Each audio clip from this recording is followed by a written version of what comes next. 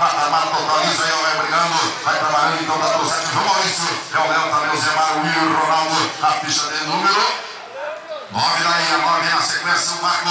Já passa da comissão, mandou lá, saiu. Vem boi, vem boi, vem boi. É o Maurício, vai passando, vai mandando agora, vem pra cá o Lelo. É a bola, o Maurício, o Lelo tá na maneira, vem descendo o Zé Mário. Vambora, o Zé Mário, você no teu jeito, pode chegar o Rio, vambora. Que não é o Rio City. Vai vem descendo pra cá, já passou. É o Lelo, o Zé Mário tá na maneira, vem pra cá o Rio, vambora, Ronaldo. Opa, a parte você boi aí, o boi preto. A parte do boi preto, pessoal do manejo pra nós. A parte do boi preto, pessoal do manejo, vai boiar ali, vai de passo lento. No centro da cancha, a comissão analisa. Vem pra cá o Will também, já passou boa. É a bola, o Zé Mário, na sequência, o Ronaldo. Vamos preparar na ficha 9. É a ficha 9 que é Will, tá na maneira, obrigado. Vem pra cá o Ronaldo agora. Ronaldo, briga muito no Corinthians. Já apareceu na coxa, então passou, tá na maneira. Vai trabalhando, eu quero ver agora se o Ronaldo. Vamos, Ronaldo, pode chegar brilhando, brilhando em Amambai. É o garotinho obedecendo, apaixonado, pedindo ação do boi. Pegando por baixo, ele tá trouxendo, apareceu o Ronaldo. Vem a ficha 9. Vem a 9, é boa. É bom, vai na 5 laço. Vai na 5 laço. Já passei, passando em comissão de jogadora. Eu vou com a ficha do meu 9 na sequência.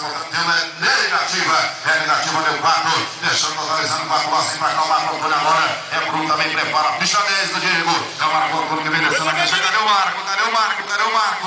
Vamos embora, Marco.